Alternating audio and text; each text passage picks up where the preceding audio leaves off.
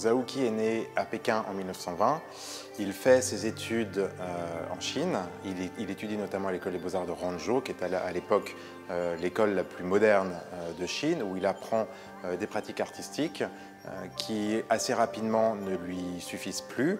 Et à partir de 1947, il convainc son père de venir compléter son apprentissage à Paris. Donc en 1948, il arrive à Paris, il s'installe théoriquement pour 2 ans. Finalement, il va décider à partir de 1949 de s'installer définitivement à Paris.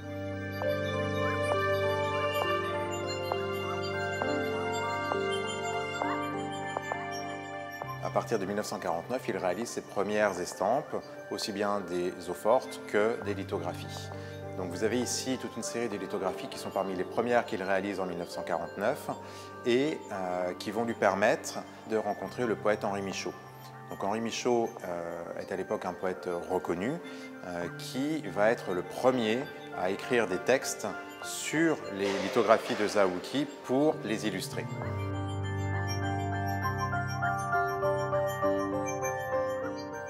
Il arrive en 1948. Dès mai 1949, il a sa première exposition publique dans une galerie, la Galerie Creuse à Paris.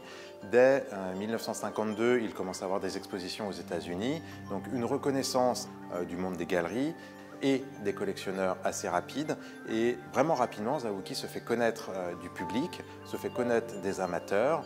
Et bien évidemment, un des moyens de diffusion de son œuvre va être la gravure, l'estampe.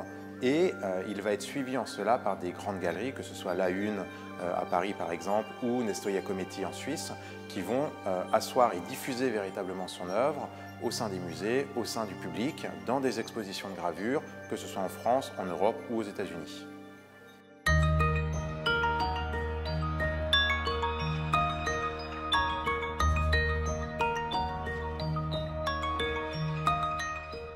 Sa position est assez ambiguë quand il arrive à Paris. En 1948, il veut tout sauf être reconnu comme un peintre chinois. Il veut qu'on le considère comme un peintre tout court, mais qu'on ne lui attache pas une étiquette exotique. Il le dira après coup, il ne voulait pas peindre des pandas et des bambous.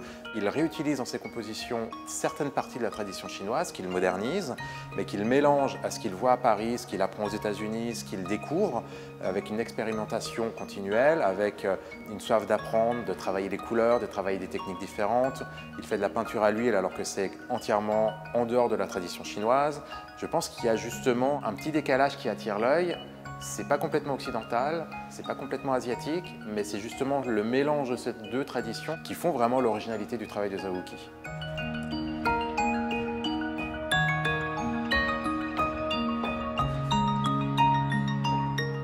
Le but de cette donation qui a été faite par Françoise Marquez-Ao et qui comprend environ 350 planches et une trentaine de livres de bibliophilie était de montrer vraiment un état le plus complet possible de l'œuvre gravée de Zhaoqi, aussi bien en planches qu'en livres de bibliophilie. Et il était important d'avoir cet ensemble vraiment homogène, disponible dans un musée public pour montrer et mettre en valeur le travail de graveur de Zhaoqi. Et ça permet de continuer le lien avec le musée de l'Hospice Saint-Roch d'Issoudun, puisque l'artiste lui-même avait donné une encre en 2008 et que son épouse, en 2016, a donné la collection personnelle de Zhaoqi à cette institution. Donc c'est un peu continuer la filiation avec ce beau musée et continuer à rendre encore plus présent et vivant l'œuvre de Zhaoqi dans ce musée.